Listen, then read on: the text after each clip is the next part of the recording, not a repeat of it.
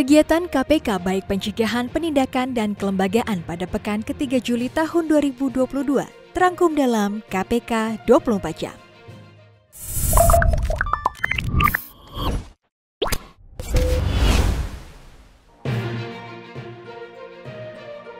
KPK mendukung upaya penyelesaian dan pemanfaatan aset tanah pada pemerintah Kabupaten Banjarnegara, Provinsi Jawa Tengah. Upaya tersebut merupakan bagian dari fungsi Kedeputian Bidang Koordinasi dan Supervisi, yaitu membantu penyelesaian masalah yang terjadi pada penyelenggara negara.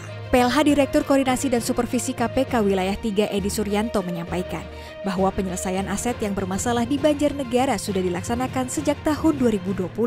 Namun, sulit mencapai kesepakatan dari kedua pihak, sehingga KPK membantu mencari titik temu agar aset-aset milik pemerintah daerah tetap bermanfaat untuk masyarakat.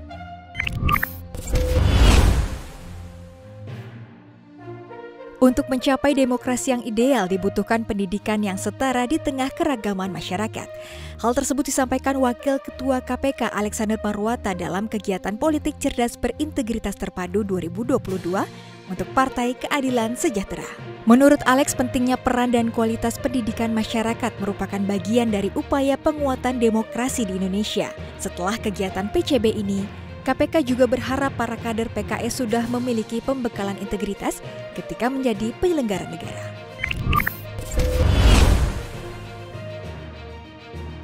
Untuk menciptakan iklim politik yang bersih, KPK melalui pendekatan pendidikan memberikan penguatan anti korupsi untuk penyelenggara negara berintegritas kepada jajaran pejabat di KPU, Bawaslu, dan Dewan Kehormatan Penyelenggara Pemilu.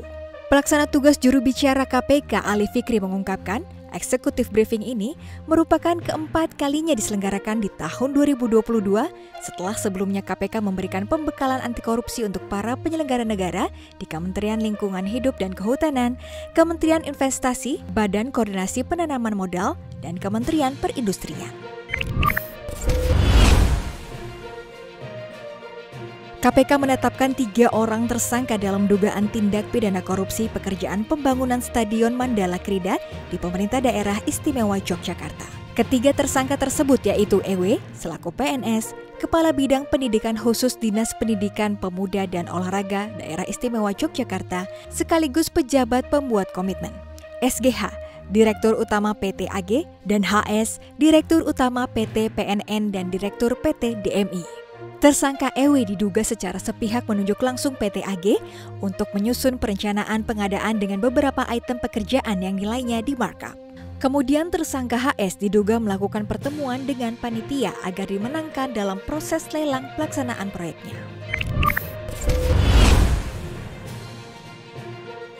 Anak-anak adalah generasi yang perlu dijaga dan dipersiapkan tumbuh kembangnya agar dapat menjadi penerus yang tangguh dan memiliki karakter teladan.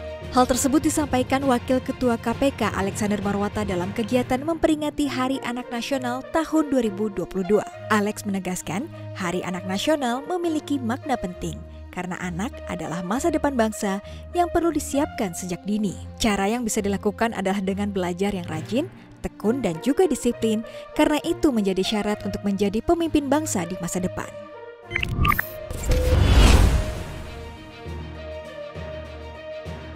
KPK melakukan penahanan terhadap tersangka DJK selaku Direktur Utama PT JOP dalam perkara dugaan tindak pidana korupsi berupa suap pengurusan perizinan di wilayah pemerintah Kota Yogyakarta.